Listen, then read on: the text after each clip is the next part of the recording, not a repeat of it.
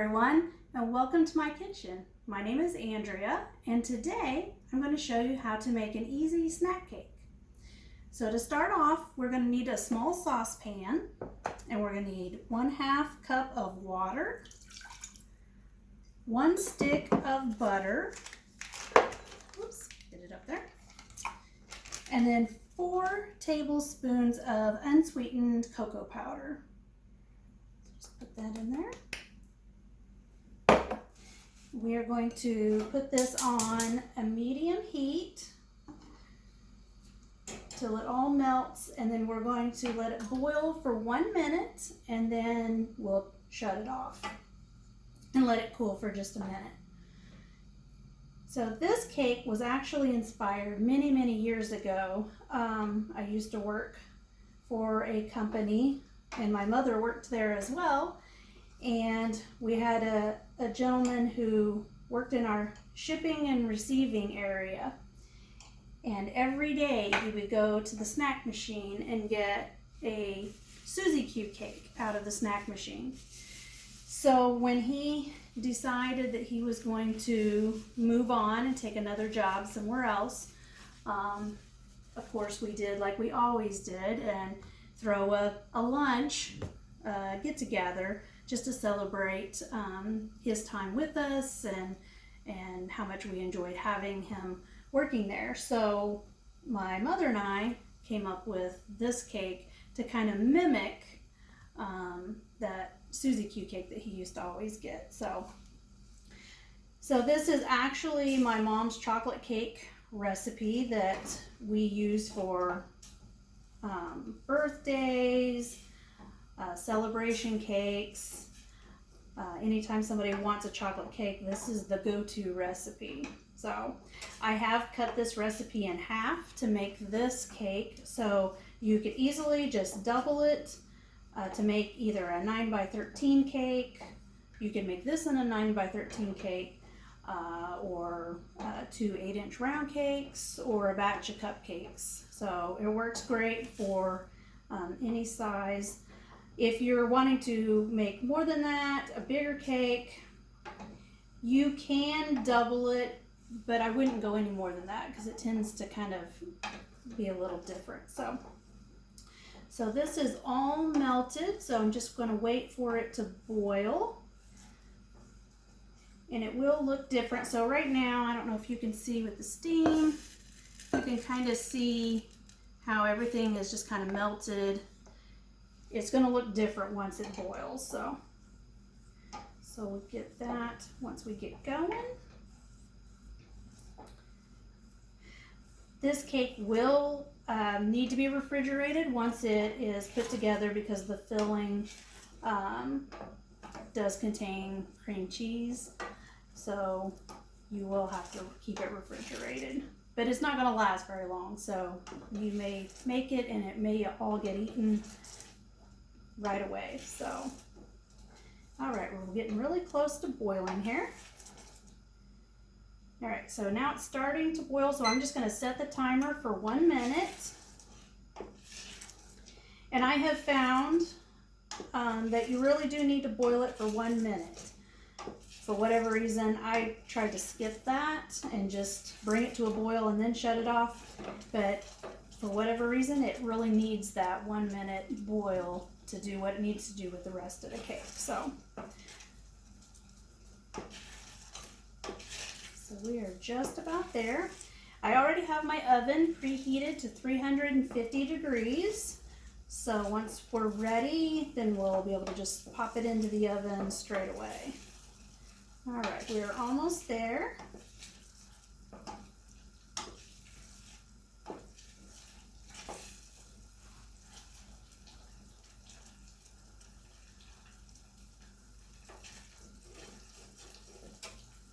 All right, here we go. Okay, so I've shut it off. And if I can get this steam to go away, I'll show you what it looks like now. So at this point, now you will see where the butter has really separated. And I don't know if you can really see, but the butter has separated from the cocoa powder and the water, and that's fine. that is exactly what it's going to look like. So don't worry about it. So just set it to the side and let it cool for just a few minutes while we get the rest of this going. So for the dry ingredients, we're going to need 1 cup of flour, 1 cup of sugar, and then I have 1/4 teaspoon of salt and 1/2 teaspoon of baking soda. So that's going to go in, and we're just going to mix this up. There's no need to sift your flour for this. This is a very forgiving cake, so just get it mixed up. I just like to go ahead and add my baking soda to the dry ingredients and then mix it. If you put your liquids in and then add your baking soda, it can tend to clump, and then you might get a bite in your cake of a clump of baking soda, which will be bitter. So just mix it in with your dry flour and your sugar, and you'll be good. All right. Now the key is letting this cool just a bit.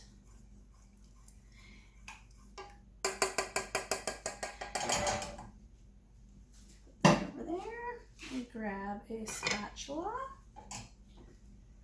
And we're just going to pour this in. I don't know if you can see that.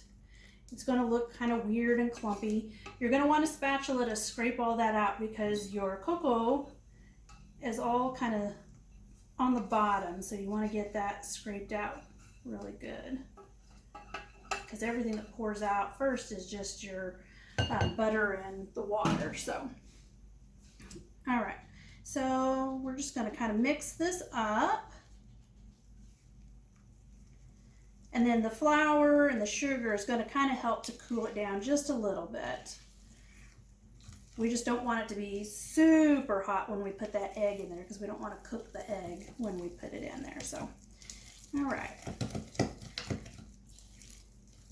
And this cake is so easy to put together. You don't need a mixer. You don't need a stand mixer. You don't need a hand mixer, just a spatula or spoon.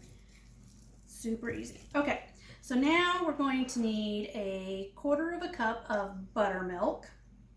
Now, a tip with this, if you don't have buttermilk, you can go ahead and use whole milk, but you want to do that. What you want to do is put your milk in your measuring cup, 1/4 cup, before you even start your liquid, your hot mixture, and then put a tablespoon of either apple cider vinegar or a tablespoon of lemon juice. Pour it into the milk, scoot it away, set it aside. Do not stir it, just let it set, and then it will curdle, and then you'll have the mimic. It works just fine. My mom never bought buttermilk, so she always just used usually lemon juice. Sometimes she would use vinegar. I actually found that the vinegar actually works just a little bit better than the lemon juice. But any of the three will work just fine. I always have buttermilk in my house because I like to make ranch dressing, the buttermilk kind, so I usually always have buttermilk on hand. All right, so we're going to mix that. And between the dry ingredients and the buttermilk, that has cooled down our hot mixture. So we can go ahead and add 1 egg. And I'm going to kind of just try to mix that a little bit first, break it up.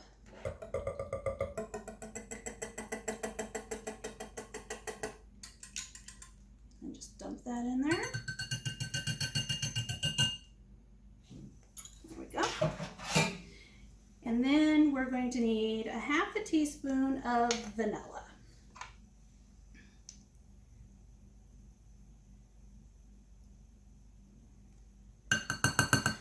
So we've got our egg mixed up, our vanilla mixed up. So now we're just ready to pour this in the pan and get it in the oven.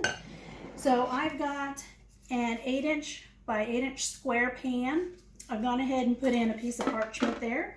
I've sprayed it with some spray. If you don't have the baker spray, you can just use a little bit of either butter or a little bit of shortening and just rub down the sides and the bottom. and then dust it with a little bit of flour, and then kind of tap out the excess flour out of that. And then we're just going to pour this in here.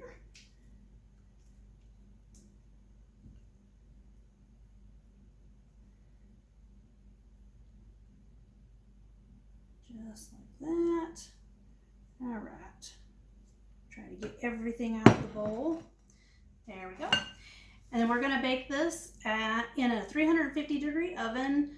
We're going to start at about, I'll probably check it at 25 minutes because this isn't super thick, so it won't take as long to bake. And then I may have to add a little bit more time, but I'll test it using a toothpick. So I'll put a toothpick in the center, and when the toothpick comes out with maybe a 1 crumb, maybe 2 crumbs, or clean, it's good to go.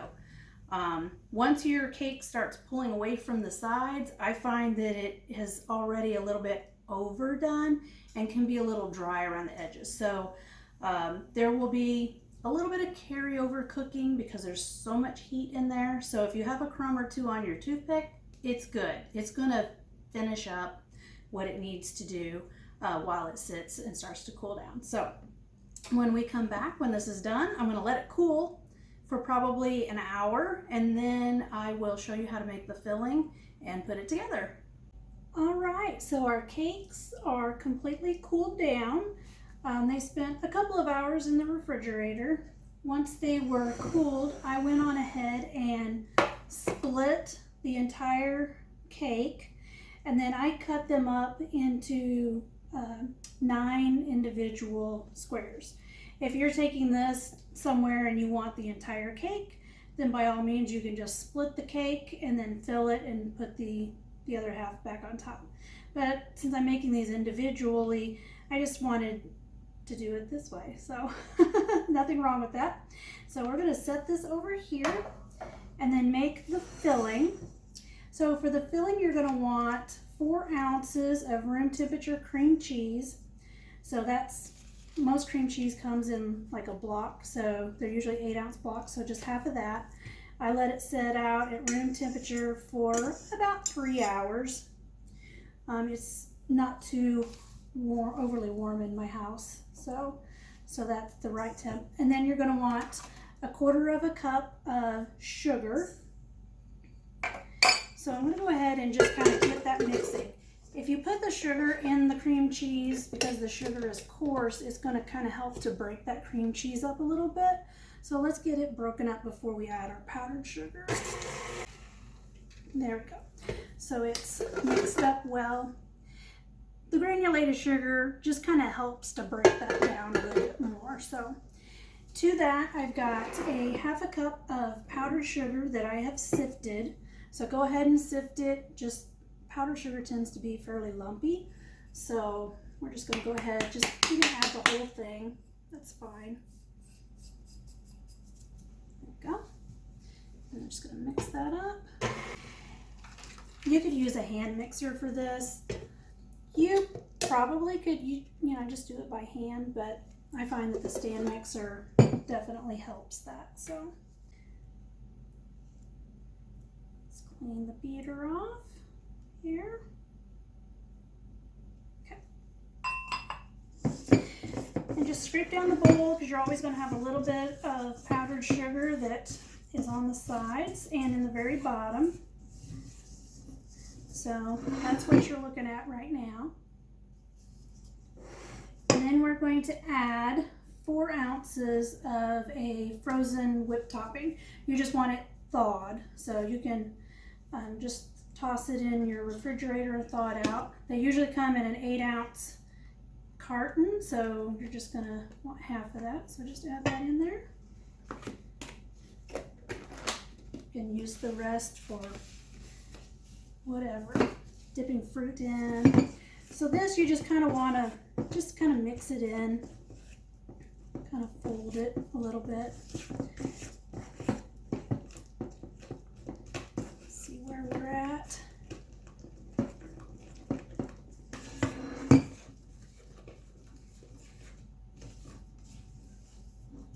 You don't have to be super gentle with it, so. Okay, so I think because I'm going to put this in between two cakes, I want it just a little firmer. So I'm going to add just a little bit of powdered sugar, not much, doesn't need too much. So let's just go, that's like not even a quarter of a cup. So let's go ahead and mix that. A lot of times when you're doing things like this, you have to just kind of feel it out and see where it's at and how you want it to be. So, okay, I think just a tiny bit more. You don't want it so thin that it gushes out of the sides of your cake. You want it to kind of stay where it's at. All right.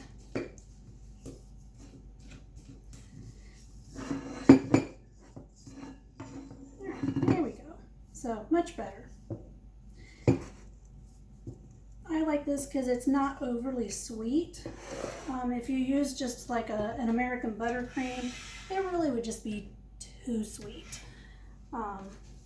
So this just adds a nice lightness to it, which is great with the chocolate cake. So we're just going to just use this knife.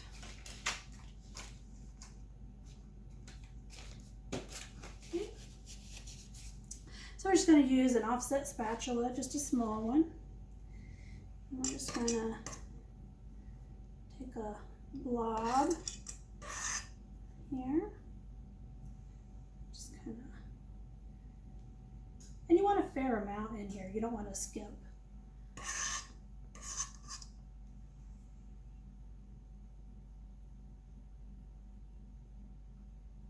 There we go. Something like that. Just going to put the top back on. That. Another one.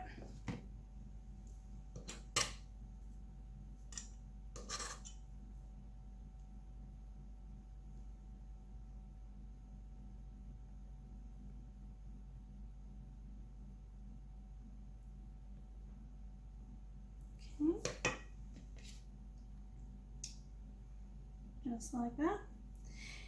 And then we can go ahead and you could serve it like this, or let's just add a little something extra visually.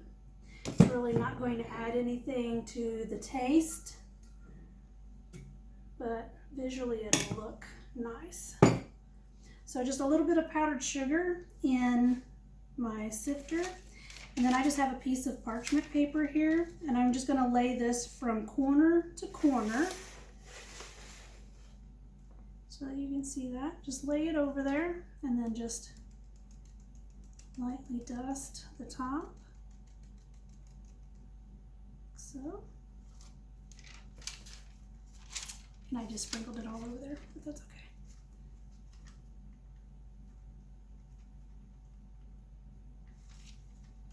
There we go. So, you know, that just adds a little something extra special to your cake. So I'm just going to sit this one right here. All right. And there you go. That is my rendition of a snack cake.